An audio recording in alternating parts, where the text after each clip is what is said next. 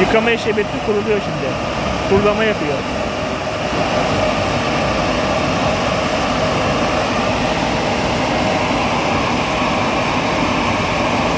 Kurulama yapıyor.